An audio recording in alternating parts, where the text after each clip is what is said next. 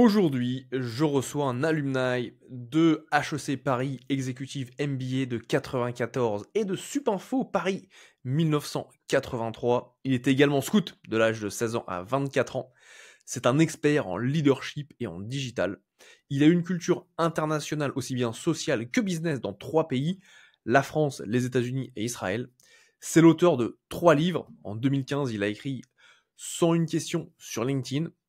En 2020, le livre 15 ans déjà Web 2.0 et en 2024, améliorer vos relations humaines. Aujourd'hui, on est en 2025 et il lance le programme de sa vie pour aider les managers, ce programme qui s'appelle High Performance Leadership Premium Program. J'ai le plaisir d'accueillir André Dan. Bonjour André.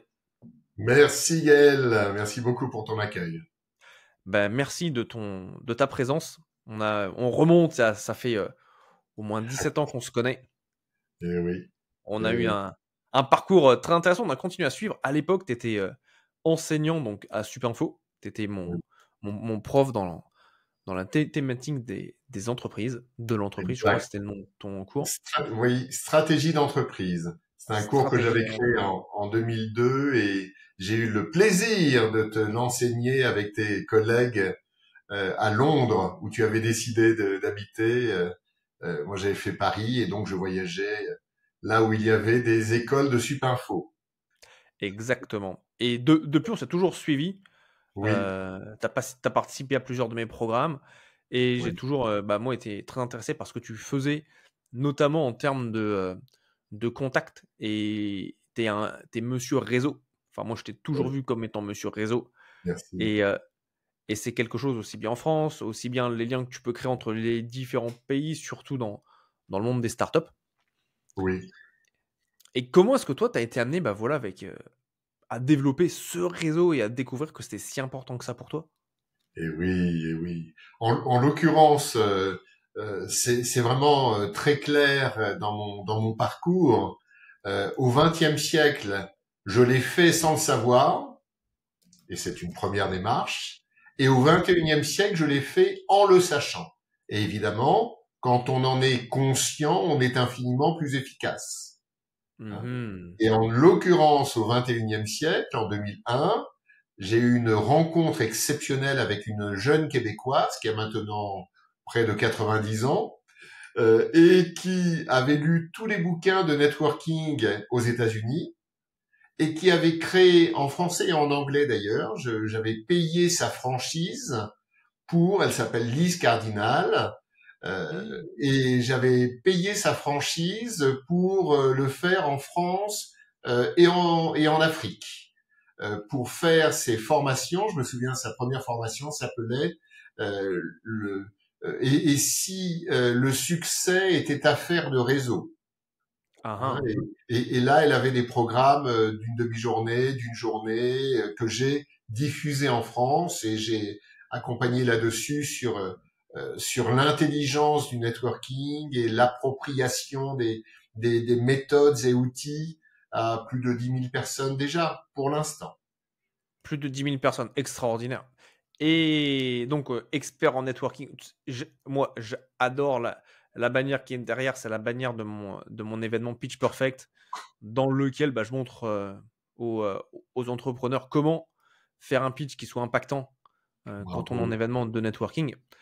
Et quel serait pour toi, donc je vais en profiter du coup, Et quel oui. serait pour toi l'élément clé, allez, les top 3 éléments clés pour networker avec succès, pour networker, pour réussir.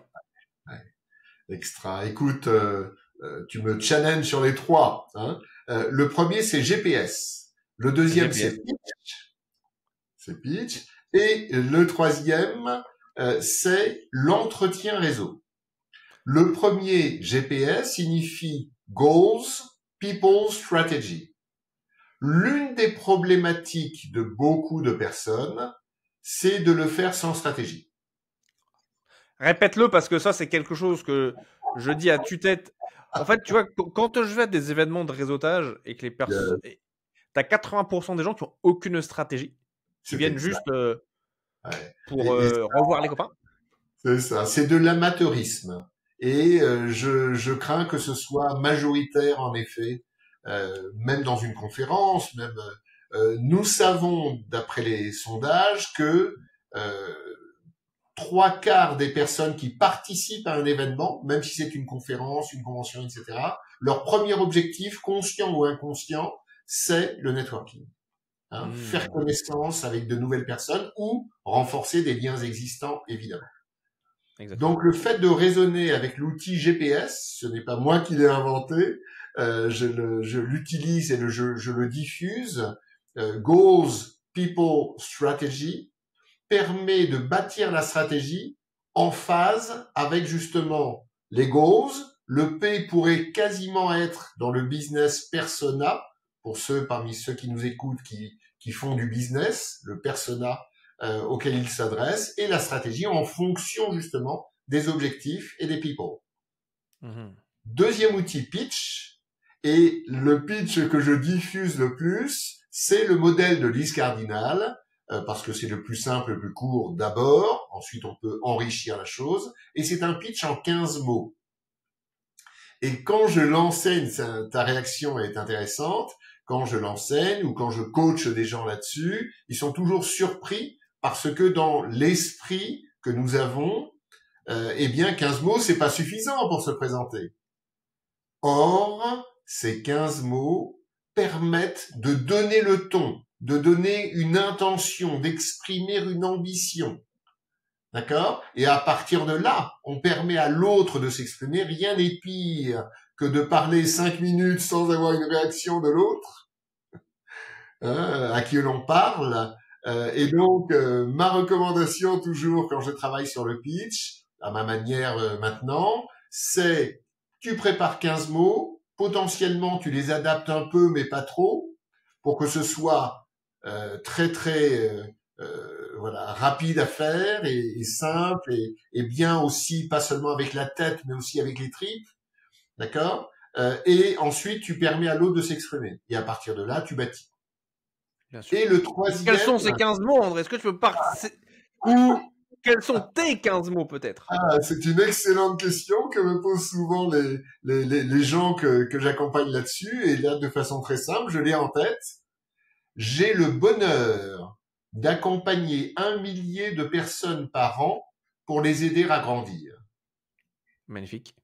Hein, et là, à partir de ce travail que j'ai fait, ce n'est pas venu tout seul, les 15 mots que je viens de te présenter, eh bien, ça me permet d'ouvrir et en même temps de canaliser l'échange par rapport à ce qui intéresse mon interlocuteur sur les choses que je peux faire pour potentiellement l'aider. Soit lui, Magnifique. soit quelqu'un de son réseau. Ouais, oui, parce que c'est souvent ça. C'est pas tout le temps la personne en direct, mais c'est qui est-ce qu'elle connaît. Exactement, c'est l'effet réseau. Ouais. Et le troisième, puisque tu m'as challengé là-dessus, c'est ce que j'appelle l'entretien réseau. Au XXe siècle, c'était on déjeune ensemble. Oui. C'était au XXe siècle. Et au XXIe siècle, c'est on prend un rendez-vous plutôt online. Alors évidemment, parfois il faut rencontrer les gens en physique, c'est toujours plus chaleureux, etc. Mais ça prend énormément de temps. Et certains n'ont pas le courage. Je remarque, j'ai encore actuellement une super cliente, très classe, une avocate, qui a beaucoup de mal à accepter le fait de rencontrer les gens, les prospects, même les clients, online. Alors que maintenant, c'est infiniment facile. Ouais, bien sûr. Donc voilà, il y en a certains qui ne sont pas encore entrés au XXIe siècle. J'insiste, il faut les deux, online, etc. Et sur l'entretien réseau, il y a vraiment une méthode. La méthode, c'est de préparer pour savoir à qui on s'adresse véritablement, et de caler ça par rapport à notre GPS pour savoir ce que l'on peut potentiellement obtenir. Et là, l'aspect préparation est un aspect majeur dans la vie en général et dans les rendez-vous en particulier. Voilà. Extraordinaire. GPS, pitch, entretien réseau. Ouais. 3 choses clés pour avoir du succès en networking, en réseautage. En plus, toi, tu fais du réseautage à l'international. Donc, Exact. vraiment, vraiment extraordinaire. Et qu'est-ce qui t'a, qu'est-ce qui s'est passé dans ta vie étant plus jeune pour avoir vraiment cette fibre réseau? Alors, c'est vrai que je l'ai eu assez vite, naturellement. Ça ne veut pas dire que j'étais efficace, d'accord? Mais intuitivement, je me disais, c'est important. Pour répondre sincèrement à ta question, c'est peut-être d'abord l'amour des gens. J'aime les gens. Hein. Tiens, encore souvent, je dis à mes clients, d'abord, intéresse-toi à l'autre. Hein. Oui, N'agresse pas les autres. Hein, parce que si on dit coucou, voilà mon pitch, euh, erreur. évidemment, d'abord intéresse-toi à l'autre et Oui, montre que tu t'intéresses. Et l'une des techniques pour montrer qu'on s'intéresse à l'autre, c'est ce que l'on appelle l'écoute active. et oui. Hein, il y a évidemment un aspect de regard aussi important, voir l'autre. Hein. Certains, nous le savons tous les deux, quand ils parlent à quelqu'un, ils regardent ailleurs. Oui. Hein. Bon, donc voilà quelques repères qui, j'espère, seront utiles à tes auditeurs. Bah, ça, c'est essentiel, tu vois, d'avoir ça. Cette écoute active, déjà, c'est une chose. Autre chose, moi, que je leur partage, c'est ce que j'appelle l'art de la conversation et d'utiliser des questions ouvertes. Oh oui, question ouverte, puis question fermée quand on veut obtenir quelque chose de clair, de net. Question ouverte Exactement, d'abord, c'est la découverte absolue. Tu as 1000 fois raison. Merci c'est Gaël. ça. Good point. Avec, il y a un acronyme qui fonctionne, tu le connais certainement, c'est CQQ, c'est occupé. Ah oui, évidemment, Donc absolument. c'est Toutes les CQQ, questions donc ouvertes. Ouais, comment, qui, quoi, ouais, exact. combien, Ouais. CQQ, c'est où, Où, quand ça, et quand pourquoi. et pourquoi, exact. Et quand je pose la question là-dessus, là où les gens, en tout cas les Français, les Américains, ils pensent plus facilement, mais les Français ont le plus de mal, c'est pour se souvenir du combien. Ah oui, Oui, vraiment, en termes de culture. ça intéressant, Oui, intéressant. yes. Ouais. Et d'accord. Donc, réseautage, c'est quelque chose qui était très intuitif pour toi. Tu l'as développé au fil des années. En le conscientisant, tu as amélioré Voilà, tes compétences et ta performance. oui, Et aujourd'hui, donc, tu as un nouveau programme axé pour les leaders, pour les managers, qui s'appelle High Performance Leadership Premium Programme. exact. Comment est-ce que tu en es arrivé là? Qu'est-ce que tu as été amené à mettre en place? Bah, justement, pour créer ce programme. Comment est-ce que tu aides ces leaders à obtenir cette haute performance? Exact. Alors, je considère vraiment que c'est le programme de ma vie. Hein. Je D'accord. le Bah, lance explique-nous pourquoi c'est le justement, programme de ta vie, parce que là, c'est bien un sûr. sacré. Je me mets la pression en disant ça, j'en suis conscient. Et en même temps, je veux apporter le meilleur de ce que je peux apporter au monde. Mhm. Et ça a été mon bilan il y a à peu près un an, où je me disais, je fais plein de choses, j'adore ce que je fais avec les gens, avec les clients, avec les étudiants. Hein, je continue en effet à intervenir dans des grandes écoles. Encore là, je viens de signer pour février 2 jours où je vais enseigner à un groupe d'étudiants, d'ailleurs in English. Hein, je fais aussi bien en français qu'en anglais, Bravo. aussi bien pour les étudiants que pour les entreprises. Et donc, je me suis dit, qu'est-ce que, non seulement ce que je peux apporter de meilleur au monde, mais aussi, qu'est-ce qui me fait plaisir? Parce que j'ai dépassé 32 ans, et donc, c'est important aussi de le faire dans la joie, la bonne humeur et de sentir que ça peut être utile aux autres. Excellent. Et donc, de toute mon année 2024, évidemment, en la répartissant dans le temps pour réfléchir, etc., je me suis dit, c'est le leadership, ma passion, sûrement basé d'abord sur mon expérience de scout, où j'ai eu des formations extraordinaires, à mon avis les meilleures de ma vie, hein, véritablement, probablement aussi parce que je me constituais en tant qu'homme, en tant qu'adulte, hein, et les formations que l'on a au début dans cette période-là entre l'enfance, l'adolescence et l'âge adulte nous marquent à jamais. Hein.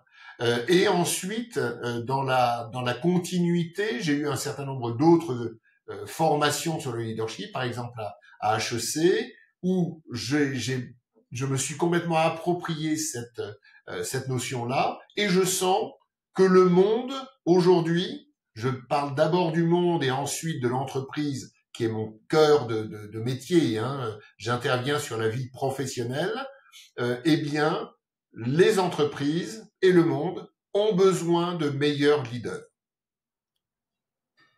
Voilà, ça c'est ma conviction profonde, générale, mondiale. C'est quoi pour toi la définition du leadership? Ah, merci. C'est prendre des initiatives utiles suivies par les autres. Prendre des initiatives utiles suivies par les autres. Et ça ne veut pas dire que ça marche à tous les coups.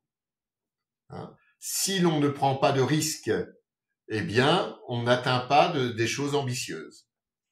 Okay? Donc pour moi, le bon leader n'est pas celui qui réussit tout le temps, c'est celui quasiment qui entreprend tout le temps.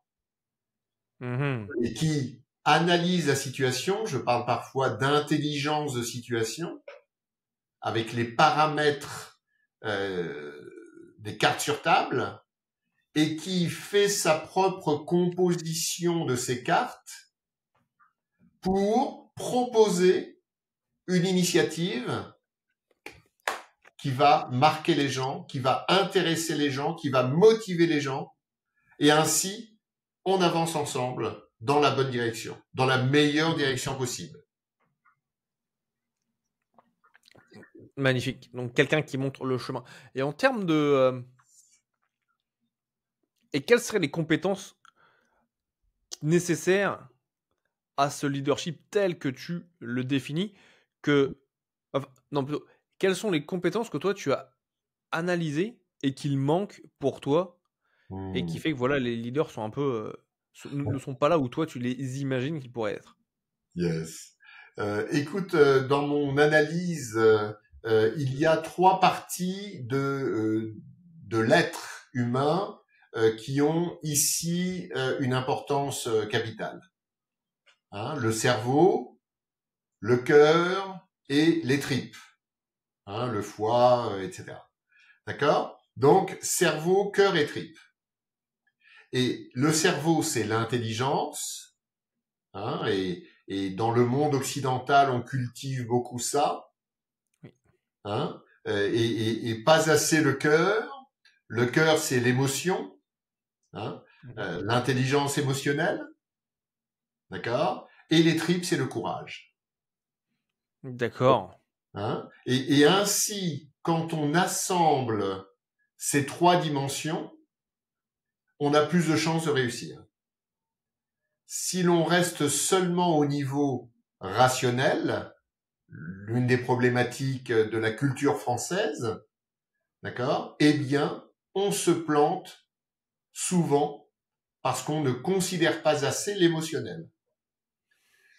Et peut-être pour finir sur ce point-là, c'est un manque de courage dans beaucoup de situations. Trop de situations. Donc 3 parties, tête, cœur, tripes, la tête pour l'intelligence, le cœur pour l'émotion, les tripes pour le courage. Yes. Et toi, ce que tu as analysé, c'est qu'en France, on est plus dans la tête que dans le cœur ou dans les tripes. Exact. Et qu'est-ce que tu proposes justement pour venir rééquilibrer ça? Oui. Écoute, très sincèrement, j'ai bâti dans mon offre d'accompagnement, donc le premium programme en effet, en l'occurrence j'insiste sur High Performance Leadership, hein, qui est un peu mon drapeau actuel, et j'ai conçu un programme en 6 niveaux. D'accord. Et quelque part, ces 6 niveaux-là sont le fruit de ce que j'ai fait dans ma carrière, d'abord pour grandir moi-même et pour faire grandir mes clients. Extraordinaire. Donc, pour aller très vite sur les 6 niveaux, et ensuite je suis parfaitement à l'écoute de tes questions, pour aller très vite sur les 6 niveaux, c'est ce que j'appelle le self-leadership, et ça, c'est le développement personnel. Si on travaille pas sur soi d'abord, on est foutu. D'accord? D'abord, être fort en soi. Ensuite, on n'est pas le meilleur, on est dans un monde, voilà. Le monde n'est pas parfait, donc il faut être le meilleur possible. Certains coachs, parmi mes amis, appellent ça bâtir la meilleure version de soi. J'aime bien. Deuxième niveau, c'est avoir une vision. Visionary leadership. D'accord? Troisième niveau, stratégie. Quatrième niveau, influence. Et là, tu retrouves mes dimensions de networking et de LinkedIn. D'accord? Toujours, j'interviens dans la vie professionnelle. D'accord? Cinquième niveau, digital et AI, et intelligence artificielle. Sans ces outils-là, aujourd'hui, on est handicapé. Donc, sans vouloir devenir un expert, il n'en est pas question. En tout cas, en général, il faut savoir les utiliser dans notre intérêt et pour savoir travailler avec les autres. C'est la dimension, donc c'est le niveau 5, digital et AI. Et le niveau 6, c'est le niveau high performance leadership. Et là, quelque part, le niveau 6, il met en œuvre sur un premier projet, dans mon accompagnement, sur un premier projet concret, il met en œuvre tout ce qu'on a préparé avant. Excellent. Excellent, excellent. Donc vraiment, 6 niveaux, c'est une vraie roadmap que tu proposes pour atteindre ce high performance leadership. Oui. Et qu'est-ce que tu vois possible, toi, dans les années à venir, quand les leaders du monde, les leaders que tu vas accompagner, Oui. auront incarné ce que toi, tu as découvert suite à ces... tu lis, c'est le programme de ta vie. C'est exact, c'est exact. Et, écoute, très sincèrement, je crois qu'ils vont avoir une meilleure vie. D'accord? Ils vont être plus performants, donc ils auront plus d'impact dans tous leurs projets. Et quand tu dis impact, qu'est-ce que c'est? Parce qu'on entend souvent le mot impact C'est vrai, utilisé un peu à toutes les sauces. c'est vrai, Qu'est-ce que c'est pour toi, dans ta définition, André, le terme impact? c'est vrai. De façon simple, c'est avoir des résultats. Avoir des C'est ce résultats. qu'on appelait au XXe siècle, tiens, je le vois moins au XXIe, results driven. D'accord. Être porté, être drivé par les résultats. Si je n'ai pas de résultat en tête, quelque part, c'est la formulation d'un bon objectif. Il faut qu'il ait un résultat au bout. D'accord? Puis la stratégie pour établir le chemin pour atteindre ce résultat. Ok? Donc, le high performance leader, tel que je l'imagine et tel que je le pratique avec mes clients, eh bien, aura de meilleurs résultats. D'accord? Il sera meilleur, plus épanoui, et il aura de meilleurs résultats. Ok? Et ensuite, de façon plus globale, il pourra mieux apporter au monde ce que il est venu y faire. Donc, Là, il peut y avoir, on peut aller jusqu'au niveau spirituel. J'ai un immense ami HEC qui travaille sur le leadership spirituel, qui m'inspire beaucoup. Ce n'est pas mon expertise, mais c'est intéressant de prendre l'ensemble des dimensions de la vie quelque part peuvent être améliorées grâce à ces possibilités, ces capacités que permet le high performance leadership. donc c'est quelque chose qui d'abord nous apporte à nous, Yes. avant ensuite d'apporter au monde. Oui. Magnifique. Et là, c'est une psy qui m'a appris ça il y a une dizaine d'années, hein, Ok. parce que dans une interrogation qu'elle avait faite à un groupe d'une formation que je m'étais Mhm, payée avec mhm, elle, elle nous a dit: qu'est-ce qui est le plus important pour vous, d'aimer les autres ou de vous aimer? Et moi, ma nature, ma culture, c'est d'abord d'aimer les autres. Hein, et elle nous a dit: surtout ne commencez pas par ça. Hein. Et la double conviction, c'était qu'elle m'a fait partager et que j'ai complètement intégré maintenant, c'est que si je ne m'aime pas, je ne peux pas aimer les autres, ou je ouais. ne peux pas bien les aimer. Ça ne veut pas dire qu'il faut être égocentrique, évidemment. Elle a utilisé une image, juste avant que tu ne réagisses, elle a utilisé une image très forte. Tu t'en souviens évidemment comme moi, nous prenons tous les deux souvent l'avion. Eh bien, dans l'avion, dans les consignes de sécurité, l'on Mhm. dit: d'abord, attachez votre ceinture avant d'aider vos voisins, potentiellement la famille, les enfants, même les enfants, à attacher la leur. Si je n'ai pas attaché ma ceinture, je ne serai pas bon dans ma capacité à attacher la ceinture de ceux qui en ont besoin autour de moi. Exactement. Je pensais que tu allais dire que c'est le masque à oxygène, mais la ceinture, ça marche aussi. Ah oui, le masque à oxygène aussi, tu as complètement raison. Où ils disent quand le masque il tombe, bah, toi tu le mets en premier avant de le mettre sur les autres. Tu as raison, Gaël. Exact, Absolument. Et oui, c'est vrai, on peut pas donner à quelqu'un ce qu'on n'a pas. exact. C'est quoi? Ouais, C'est pour pouvoir remplir la coupe des autres, déjà notre coupe doit être pleine. exact, exact. Alors, ce qui est génial dans la vie, c'est qu'elle n'est jamais pleine.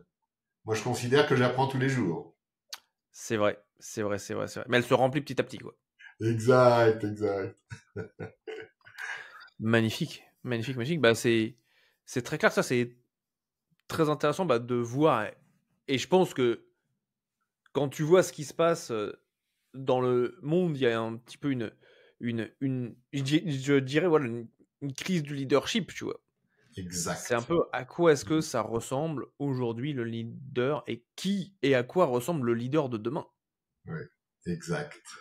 Et ça, c'est fondamental. Tu sais, on dit souvent, et surtout, le leader qui va être là bah, pour les nouvelles générations. Oui, J'ai entendu une question, moi, qui m'a fait tilt. On dit souvent, quelle planète allons-nous laisser à nos enfants? c'est vrai. Et la personne a retourné la question en disant, quels enfants allons-nous laisser à notre planète? Ah, joli, c'est puissant. Et J'adore. là, tout est remis en question, parce que quand on dit quelle planète on laisse à nos enfants, bah c'est dit, bah regarde ce que tous les gens font à la planète, entre guillemets, de mal. C'est Mais, vrai. et donc en fait, c'est un gros moment de déresponsabilisation, parce qu'on dit, bah entre guillemets, on peut rien faire. S'il y a de la déforestation, je vais pas aller dans l'Amazonie, me mettre devant, m'attacher à des arbres, tu vois. Oui, Ou, entre guillemets, je peux rien faire par rapport au comment ça s'appelle au bateau qui pollue le plus au monde, mais dont on parle jamais, on dit tout le temps c'est la voiture, mais ça c'est encore une autre histoire. oui. Il- Personne, entre guillemets, va se bouger les fesses pour le faire. Alors que quand on dit aux gens la question quels enfants est-ce qu'on laisse à notre planète, là elle pique beaucoup plus parce que c'est dans notre domaine d'action, notre domaine de responsabilité, notre domaine de contrôle. C'est géant ce que tu dis, Michael. Et là Absolument. tu fais what? Ouais, Et donc, tu vois, quand on parle de leader, donc là, on parle au niveau entrepreneurial, mais c'est également, je pense, leader au niveau personnel. bien sûr, bien sûr. Tu touches à quelque chose que je formule un peu différemment, mais ta Ah, formulation est géniale. Je le formule un peu différemment quand on me demande comment je vais. ah, Et là, je me suis surpris au tout début, et ensuite j'ai analysé ça, à dire je vais très bien. Parce que c'est vrai, je suis heureux en couple, j'ai la chance d'avoir 6 petits-enfants, magnifiques, etc. Tu m'as proposé un focus sur les enfants et donc pour moi aussi les petits-enfants. Et là, c'est un focus infiniment plus intéressant et accessible que le focus de changer la planète. Et là, en effet, je le formule un tout petit peu différemment que toi. et là tu enrichis mon raisonnement, merci Gaël, je dis, il y a des choses sur lesquelles on peut impacter, influencer, que l'on peut faire, et d'autres qu'on ne peut pas faire. Mhm. Et donc, même si c'est la crise, tu l'as dit tout à l'heure parce que j'ai insisté là-dessus, sur le fait que j'ai 3 pays focus dans ma vie, d'accord, depuis longtemps, hein, qui sont la France qui m'a tout donné, Israël qui m'a vraiment fait grandir, et les USA qui m'a donné une dimension mondiale, Mhm. hein, vraiment. Et dans ces 3 pays, c'est la crise. L'Occident est en crise. Et donc, si on ne focus son énergie, que sur les problèmes de la vie, on est foutu. Absolument, absolument. Tu sais, j'étais en interview avec juste avant notre interview, avec quelqu'un qui a écrit des livres. Oui. Son livre était limité à 500 exemplaires. Il a vendu les 500 exemplaires à 1000 euros pièce. Joli. Il a Et joué là, sur la rareté. sur Très la fort. rareté, exactement. Ah, Et, fort. et quand on entend c'est la crise, c'est oui, c'est est-ce qu'on est concentré sur ce que l'extérieur nous dit ou est-ce qu'on est concentré sur ce en quoi est-ce que nous on croit? On en revient, croire en soi. Oh oui. Et, Joli. c'est un, tu sais, c'est un changement de paradigme qui est complet. C'est soit t'écoutes ce qu'on te dit et tu deviens, on te fait le lavage de cerveau, Oui. ou soit tu dis ok, comment je peux tirer mon épingle du jeu dans cette situation-là, me remonter les manches pour y aller. Exact, exact. Si je peux me permettre, sur le fond, je suis 100% d'accord avec toi. Une petite nuance, il faut d'abord écouter ce qu'on nous dit, ce qui se passe autour de nous. C'est-à-dire qu'il ne faut surtout pas jouer l'autruche. Hein, donc, je sais que c'était pas du tout ton intention, mais je formule comme ça avec mes mots. Ne pas jouer l'autruche, écouter et décider ce qui est bien pour soi et ce que l'on peut donner de meilleur. Exactement. Exactement, ça oui. Écoutez, et être sélectif sur les sources d'informations. Oui, ça c'est très intelligent. Ça, faut pas l'oublier non plus. Ouais, c'est vrai, c'est vrai. Dans ce podcast, on a une tradition. C'est je demande à un autre invité de me laisser une question. Tu ne sais pas qui est cet autre invité. C'est vrai. Et la question que j'ai pour toi, c'est quoi ta vie dans 10 ans? Ah, c'est géant.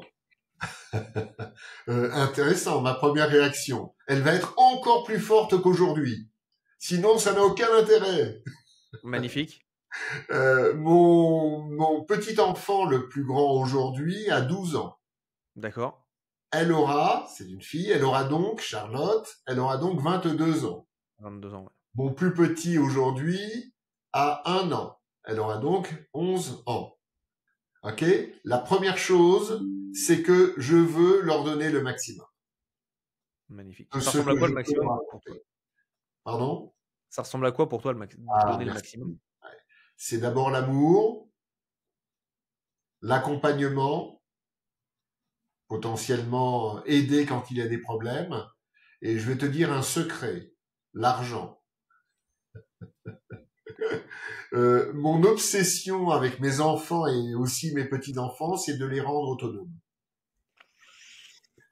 Hein, la pire des choses, c'est qu'ils dépendent de X, Y, Z.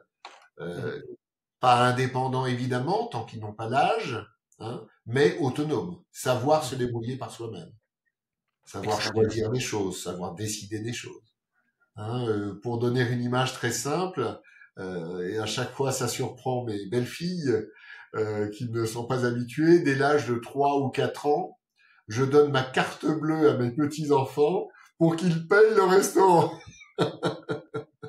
Je vois au début les belles filles, parce que j'ai eu 2 fils, hein, objectivement extraordinaires, hein, bien sûr. Voilà. Et donc l'autonomie des enfants, voilà. D'abord les enfants, les petits enfants. D'abord, voilà, ma famille. Famille, Hein, enfant. yes. Magnifique. Il y a 1 an, j'ai fait j'ai monté un groupe WhatsApp pour aider mes 40 neveux et nièces à mieux réussir leur vie professionnelle. Ah, magnifique. Et donc ici, je les alimente et je leur permets de me consulter quand ils ont quand ils se posent des questions, quand ils ont des problèmes, etc. Hein? Pour être un high performance leader.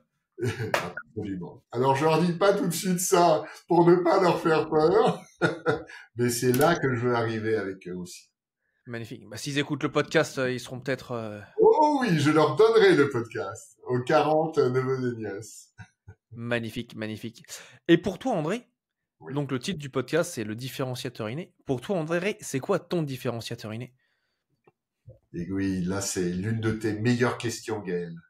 Merci. Je te remercie de me la poser, parce que c'est là que tu apportes une valeur ajoutée considérable à tes clients. Et merci pour ce que tu fais. Donc, tu m'as forcé à réfléchir là-dessus.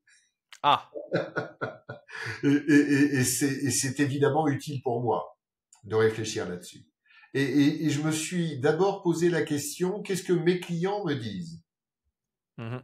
Quel feedback ils me donnent? Hein? Je vais te donner 3 feedbacks rapides. Vas-y. Passionné et passionnant. Hein, c'est sympa. Je te jure que c'est un client qui me l'a dit d'abord. Ensuite, une main de fer dans un gant de velours. Et le troisième, c'est celui que j'ai conservé le plus comme différenciateur inné, c'est l'enthousiasme communicatif. Exactement. Merci. Merci. Enthousiasme communicatif, ça te définit parfaitement bien. Merci infiniment, hein, Gaël. C'est magnifique, ça. Ouais. Et si des personnes souhaitent bénéficier et profiter de ton enthousiasme communicatif, comment font-ils, André? C'est très très simple. Premier réflexe, je crois, dans le monde professionnel, c'est d'aller sur LinkedIn. De taper simplement André Dan et welcome, j'accepte toutes les invitations. D'accord? On mettra les liens sous le podcast. Yes, merci infiniment, hein, Gaël. Bien. Deuxième dimension, potentiellement, au bon moment, aller sur mon site web, regarder les compléments d'informations que j'y mets. Hein, le format, évidemment, est différent. Et dans mon site web, il y a possibilité d'organiser un contact avec moi. C'est-à-dire de prendre tout simplement un rendez-vous de 15 ou 30 minutes. Et c'est absolument gratuit. Et ça permet des relations formidables, ouvertes, avec ceux qui le veulent au moment où ils le veulent. Ils ou elles, bien sûr. Génial. Voilà, donc c'est très simple. LinkedIn, site web, andredan.com, j'ai oublié de le signaler. Il y a un onglet contact pour prendre un rendez-vous par Zoom avec moi. Magnifique.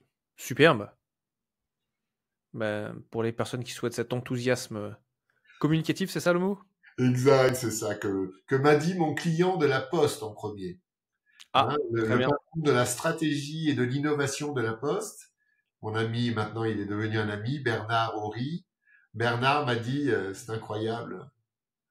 Et c'est important d'écouter les autres hein, quand ils nous font des compliments. J'ai une de mes coachs qui m'a dit une chose une fois, elle m'a dit quand une personne te dit une chose une fois, c'est une personne. 2 personnes, c'est 2 personnes. Oui. 3 personnes, t'as intérêt d'écouter parce que le monde commence à te parler. Très fort. Très fort. Très très fort, donc ouais. Merci. On a une mission au sein de mon entreprise, c'est de connecter l'humanité en révélant son potentiel. Oui. Alors aujourd'hui, on a révélé ton potentiel durant ce podcast et ce que tu fais justement avec High Performance Leadership, ton programme premium. Yes. Et la partie de connecter l'humanité, pour moi, c'est quelque chose que je trouve fantastique. C'est voilà, cette union entre les personnes que je trouve top. Et donc, quelle autre personne souhaites-tu que j'interviewe sur ce podcast et que tu as dans ton réseau? Écoute, merci beaucoup pour cette possibilité que tu vas lui offrir, j'en suis sûr. Je te connais sur ta capacité à suivre les bonnes propositions. En l'occurrence, il y a 2 ans, j'ai décidé d'adhérer à un groupe, à une coopérative qui regroupe des coachs. D'accord.